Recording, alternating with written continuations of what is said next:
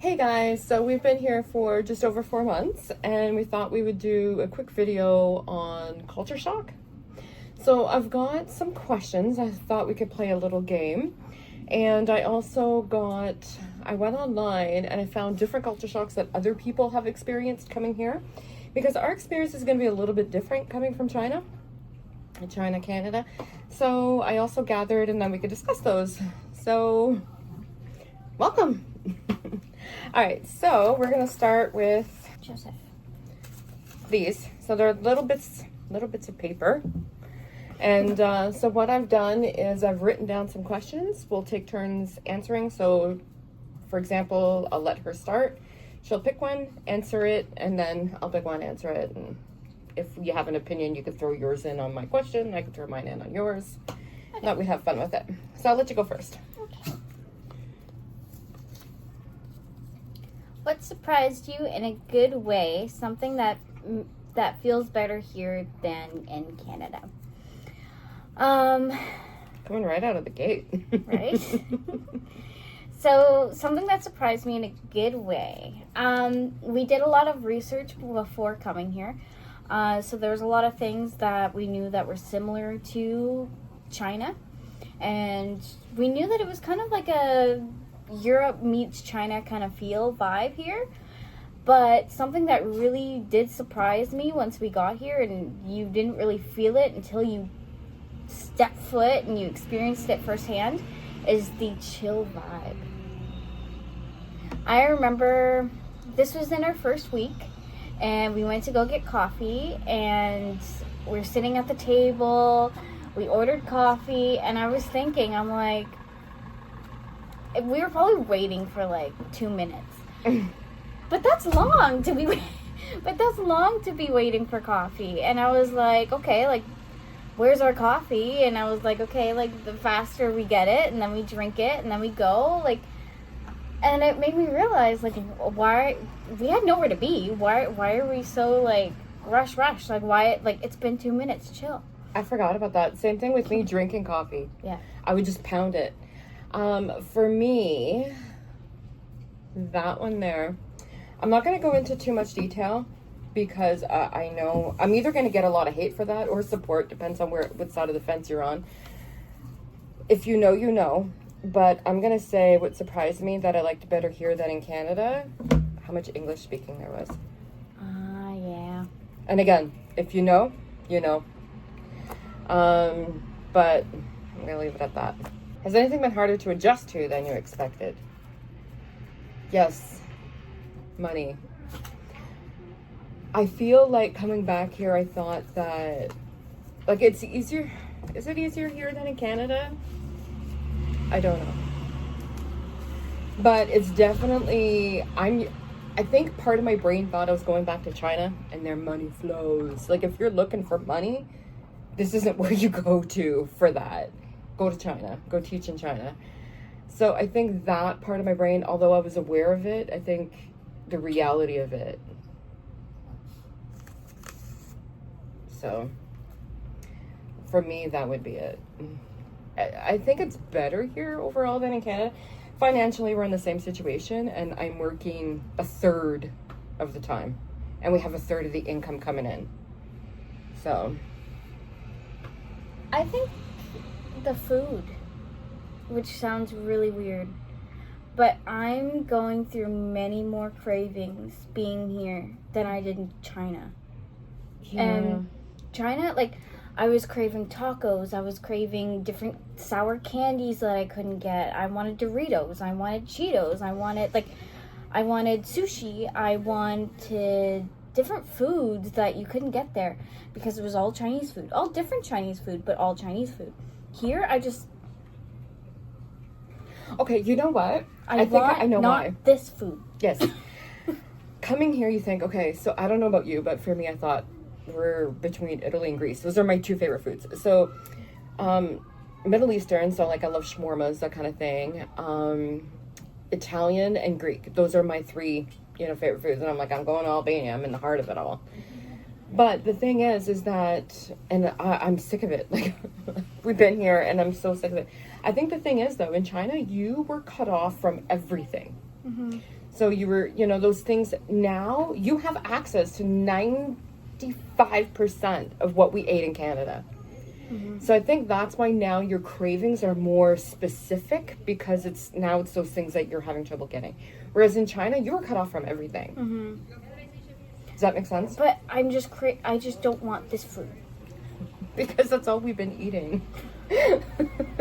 I don't want anything with lemon. I don't want anything with cheese and olives. Yeah. I don't want anything with olives. I don't like that. Now, in fairness, I have been overdoing it. Like, for me, I'm like, oh, this is my favorite food. Greek salad every night. Or chicken and oregano, lemon chicken every night. And lemon potatoes every night. And it's starting to get to me. For sure. And I'm craving spices, I find. Like, I'm craving the Chinese 5-spice. I'm craving the Chinese 5-spice. I'm craving the stuff that we're not getting here. Just spices. I don't know. I'm craving spices. That's why I really like chofta, because it has a lot of spices in it. But other than that, like, I don't know. I'm craving flavors. Okay. A lot of different flavors. A lot of different. Yeah. All right, your turn. Back in Canada, we would never see people smoking inside. Like the smoking, I think that's where smoking culture would come in. I guess. People relaxing. People relax a lot here. People just chill. Coffee culture, yeah. Cafes are full.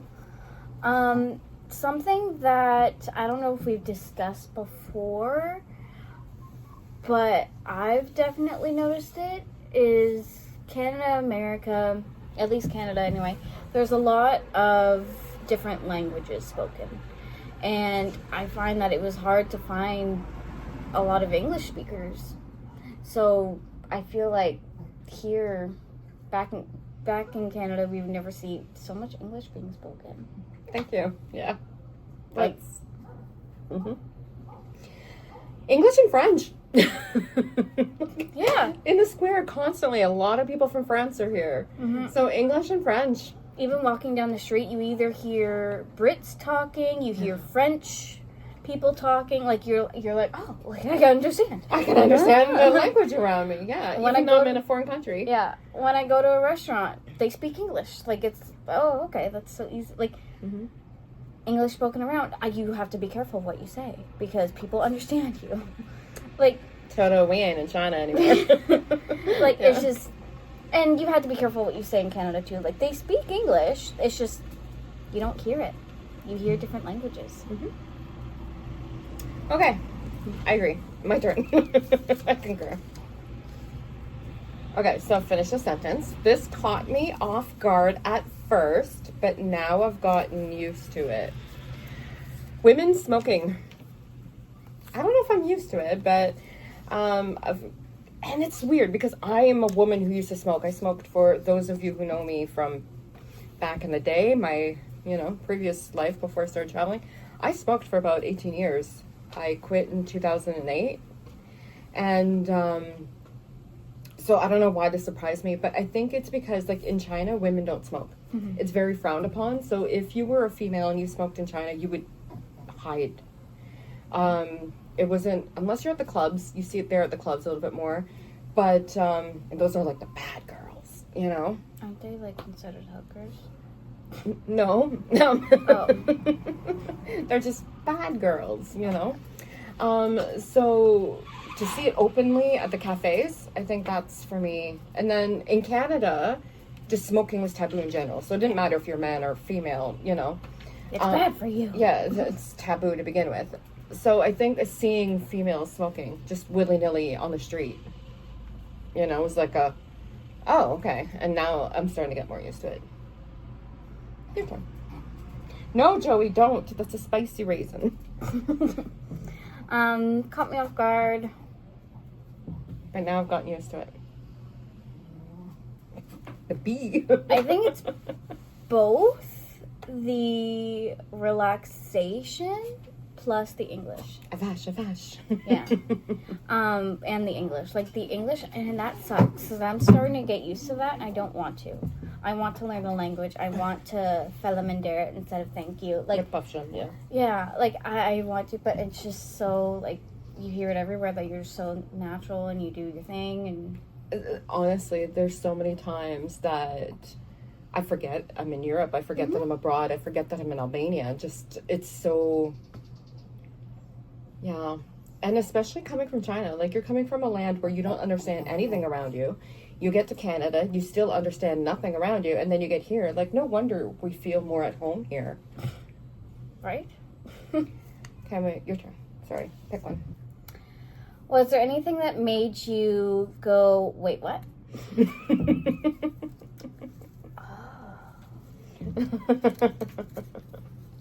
I feel like there has been.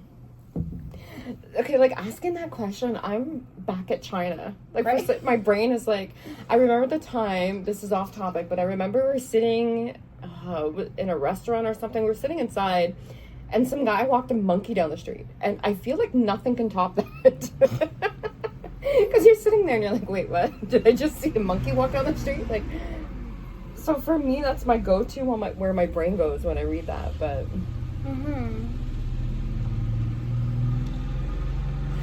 I know for me, Okay. the buildings. How much, like, and we've discussed this. You're going to know exactly what I'm talking about. The thing that made me go, wait, what? Was how similar China and Europe are.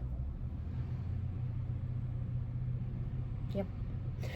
We thought, when we went to China, we thought Yeah. this culture shock was China. You know, like, oh, China's so different. And it was like, wait, what? It's Canada and North America that's different from the rest of the world. Not China different. You know what I mean? Like, it was how different North America is. And if you've ever traveled outside of there, you'll totally get what I'm saying. It's not as much like what's a China culture shock, what's an Albania culture shock. It's how different Canada and North America is from the rest of the world.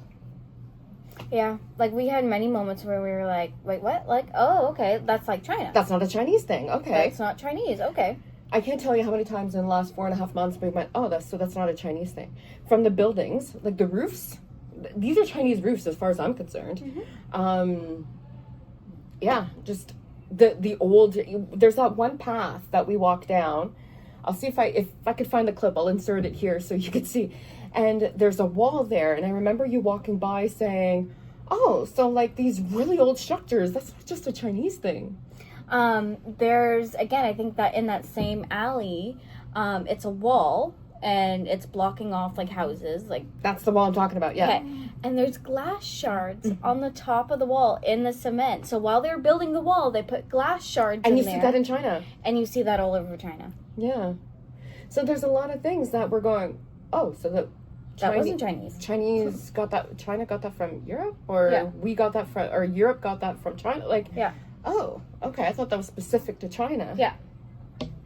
So, okay. So I'll take the last one then? Yep. Yeah, so, all right. And what is something you noticed right away? Trying to think. We got off the plane. How chill border control is. Yeah.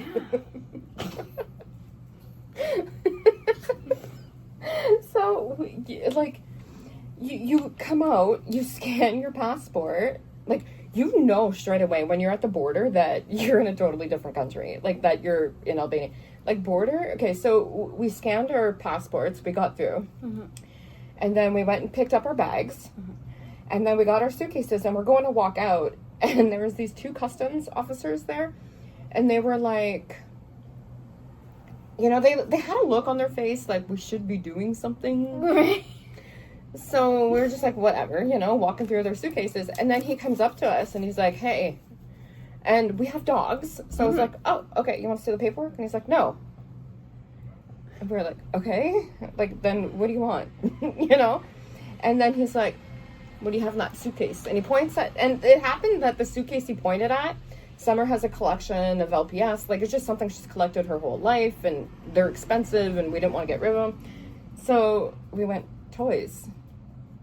And then he looked at his partner, and they were like, "This is stupid and embarrassing, whatever." And they walked away. And again, they asked in English. Yeah. And as we passed by, because they were like, "Okay, you can go." Like, okay. Yeah, just like whatever. Like, and as we passed by them, and they went to pass by us, the other guy was like, "What are we even doing?" Yeah. Yeah, like this is stupid. So I think they were probably told, make sure you check, and they were just like, I don't know. Yeah. Not advocating that you could bring stuff into the country or anything like that, No. but I'm just saying, like, that is just so different from Canada and even China. Like, China, oh my goodness, China. I'm wondering if they might have been getting ready for tourist season. Maybe, because Like, we got maybe here they're like, April. "Hey guys, yeah. like, there's a lot of tourists coming in. Like, maybe we should." And they're like, Yeah. So I think for me, I don't know. that was it. All right. So part 2, what I want to do is I'm going to read. So what was your biggest culture shock for you? I think we covered everything in here. Yeah. The language and. I think the biggest thing is, like that wasn't Chinese. That was everywhere else. Like that's everywhere. That's not Chinese. I think that's the biggest one because I feel like almost every day we're like, oh, like that wasn't Chinese. Yeah. For me, yeah, I think that's the biggest thing. And honestly, it's such a hybrid of Canada and China, and most of the stuff we were used to. There's some things that are in here that so what I did is I went online and I looked and seen what other people, their culture shocks were. So I thought it would be fun to take a look and see why that affected us, why it didn't affect us, that kind of thing. All right. So, okay, number 1. People, okay, and this is in no particular order, by the way. It's just what I wrote down as I found them. People cutting in front at markets. Quite a few people said that. I haven't noticed it because I think we're from, again, we lived in China for so long. If you get the strongest core living there because people are always pushing and butting. I haven't found that at all. I mean, maybe we have. And I we can just see why. Ignore it. No. People don't do it because we don't allow them. Again, we come from China. Like, we lived in China. We're so used to being on top of it and not letting anybody cut in front of us and having that. Because remember when we went to Canada, we would stand in a line and there's such a gap in between, and we were like, why are you letting people cut? Yeah, people stand like so far. So I think from that's each why other. we don't notice it here, because we're used to, like, don't let people cut. Be right on the person in front of you. No cutting. Yeah. You know? Same with something that I noticed too one night is bus. The bus was in a we had to catch the bus at a different spot, somewhere where we weren't used to, and we were like, great, now we're gonna miss the bus because we were getting there before everybody else, like after everybody else was there. We're like, great, we're gonna miss, like, we're not gonna have a seat. I was surprised. There was a whole group there, and somehow we made our way to the front and we both got seats. Maybe we didn't notice it because we're the cutters. Maybe.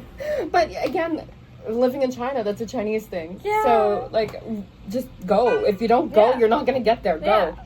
Go. Okay, they said same with driving. I haven't driven here yet, so I can't comment. Walking everywhere. Driving. Sorry. A lot of people talked about, when we were looking into coming here, a lot of people were talking about how there's crazy drivers.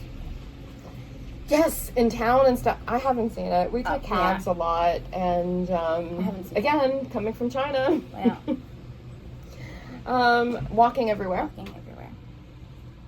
I expected it. I expected, yeah. You're in Europe. Yeah. I just, again, it's like China. Something that did shock me with the walking, though, is that they take it as if you can't walk there, it's far. If you have to take a bus, that's far. Mm-hmm. Like, that's really far. If you can't walk it, you gotta take the bus. Mm-hmm. Yeah, that's too far. It's just I love living here. Like, look at this. Look at this. This is like what I look out at my window every day. Like, when I'm cleaning my kitchen, because where you're sitting, where this camera is, it's like here, I'll show you, actually. So this is like my kitchen window, right? So that's where I look out of.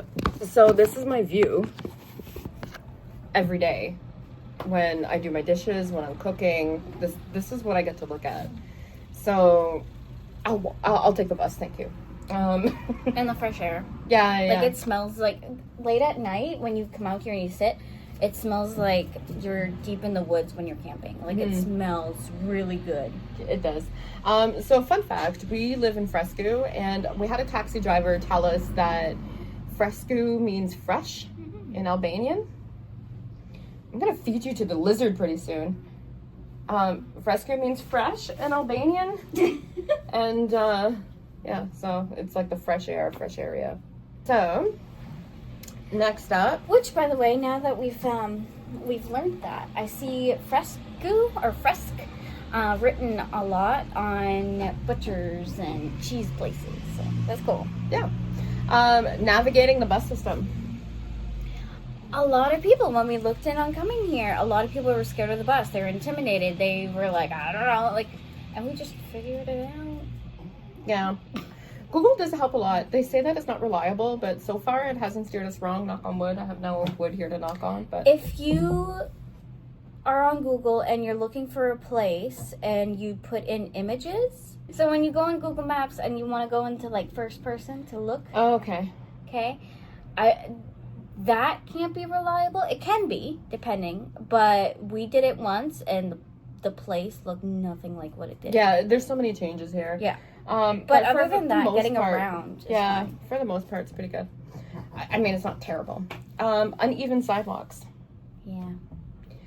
Okay, but again, that's China. So it wasn't a shock. It was just something that was like, oh, yeah, okay, whatever. Engaged. Here's the big one. Okay, you ready? Mm-hmm. Going to different locations for your items. So it's like every time you're running errands, it's like a scavenger hunt. So for example, the fish market, the butcher, where you get your water, where you get your hygiene supplies. So in Canada, everything is a one-stop shop. I didn't even think of that. Yeah, everything's a one-stop shop. You go to Walmart or you go to like whatever superstore. Here, you go to the butcher for your meat. You go to the market stalls for your vegetables. You go to the store over here for your water, your hygiene supplies. You go to, over here. Like, everything is so scattered all over the place. It's not a one-stop shop. Mm. Now, you combine that with uneven sidewalks and walking everywhere. Okay. It's definitely hard. It's definitely hard, too, because let's say you've got to go to the butcher's, but you also have to go somewhere else, and it's hot. You can't be walking around with this meat. Yeah, that's a big one for us, too. We got to, like, plan it around, because we go to the butcher's to get our meat, and then the bus is, like, an hour to get home by the time, and so now it's like, okay, it's 40 degrees, and I have a backpack full of raw meat. And we have it. What room? I didn't think anything of it because did not faze me at all. We had it in China. It was just like a second nature, and I was like, oh, okay, yeah, whatever. I'm showering. The only thought I had to it was, oh, nice. I can use this area for the dogs again. Culture shock. Okay. Speaking of this, the bidets. Mm-hmm. We expected it. Cold water bidets. Oh yeah, that we didn't expect. That's all I'm gonna say. All right, next. Coffee culture. I expected a little bit because it's Europe and there's cafes, but not to this extent. Like, it's way more chill, way more... Yeah, so cafes everywhere. How this was explained to me. So, like, if you know, back home, coffee is life. Mm-hmm. So you grab it to go on your way to work, you drink it at work, it's just, you always see people with coffee in their hand. Here, coffee is something that you do to chill and relax. So if you need a shot of caffeine to give you energy on the go, that's what energy drinks are for. Coffee is meant to be sipped and enjoyed. Okay, so that's coffee culture here. Next, lack of smiling. People smile at us. Yeah, I don't go around smiling like a ninny, though. Apparently, there is something called the European face or European frown or something. We learned about that. There's a B. We learned about that in Poland when we were thinking about going to Poland. You actually see the B in the camera. We learned about that when we were looking into Poland. So we knew about how in Europe people don't really smile. But I haven't really noticed it. Like, people do smile if you look at them.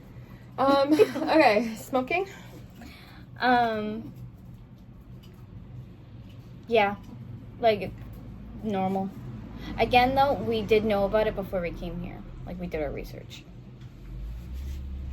Okay.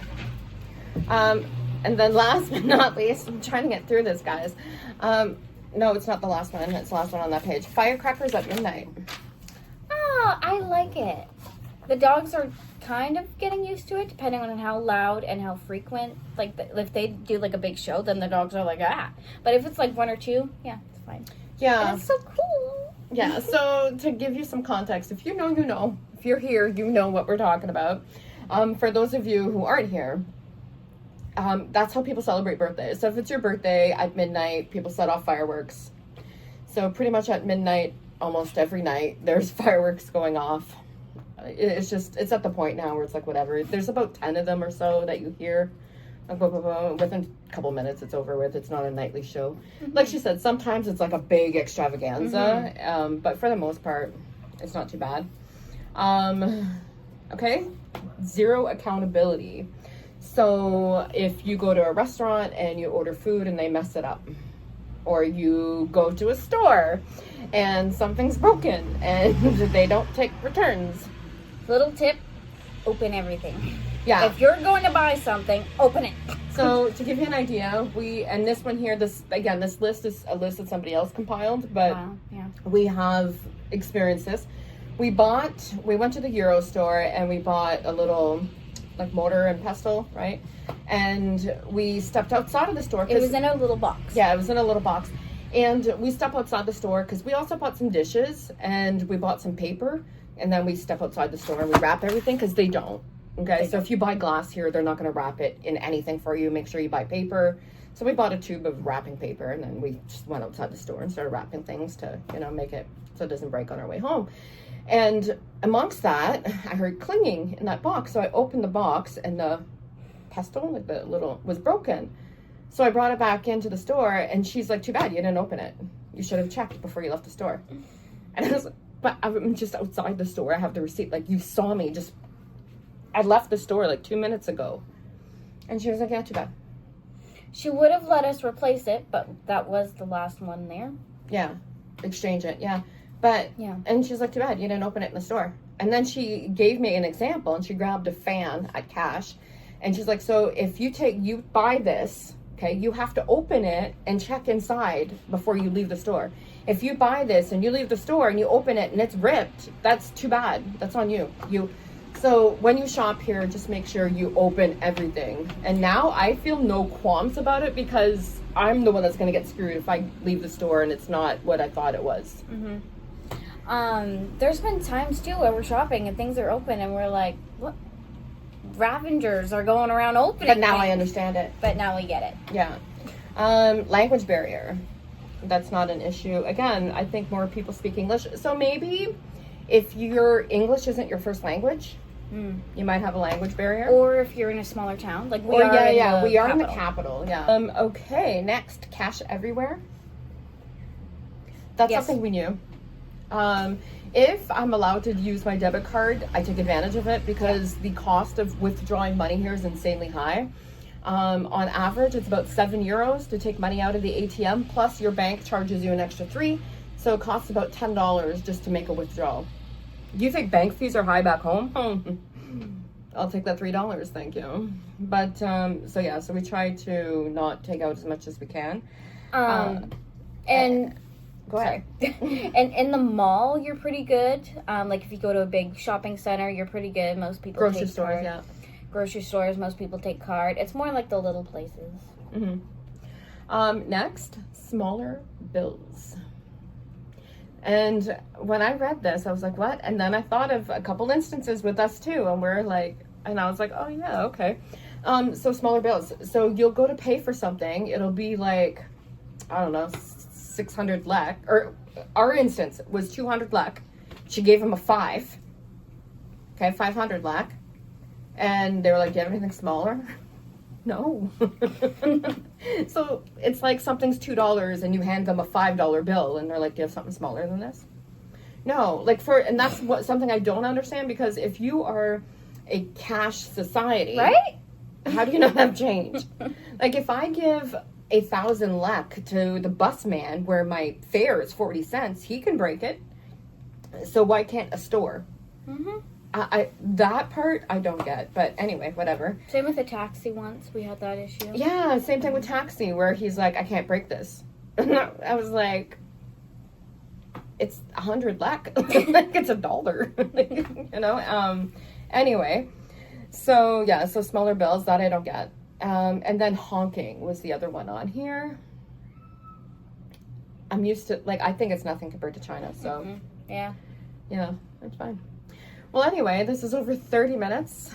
I'm sure I'll edit some stuff out, but I'm sure it'll still be a fairly long video. It was fun. Yeah, this is something that I've been wanting to do for a long time. I hope you enjoyed this as much as we enjoyed doing it. Sorry. No, go ahead. And you don't see a whole ton of people making a lot of culture shock videos. Like, when we were looking before coming here, we were like, okay, what are the culture shocks? What are the things that we're like... And there wasn't a whole ton. So, here you go. Yeah, and the reason why I've stalled making this video is because we did our research. Mm-hmm. And a lot of the culture shocks is just carryover stuff from China. You know, so it was like, I didn't have any. So that's why I thought, okay, well, I'll see what other people have and then we can discuss, and it'd probably be better that way. And there's things that I didn't even think of, and I was like, oh yeah, you know. So I hope you enjoyed this. And yeah, next week I'm hoping to get out a video on healthcare, and we have some other stuff too coming out that's going to be good. So right up until this point, as you notice, a lot of the videos were like walk with me, talk with me, hang out with me. And we're still going to have some of those videos, but the reason why it was more that style is because everything was pre-recorded. I finally caught up, so now we're going to start to be able to incorporate. So if there's anything you want to see, comment down below, let us know what it is, and we'll try to get those out for you. Also, if you are in Albania and visiting, living, and you have culture shocks, let us know down below. Is there anything that we missed that you experienced? Or do you agree, disagree? And if you have any questions, drop them down below as well. Bye. Bye. До побачення.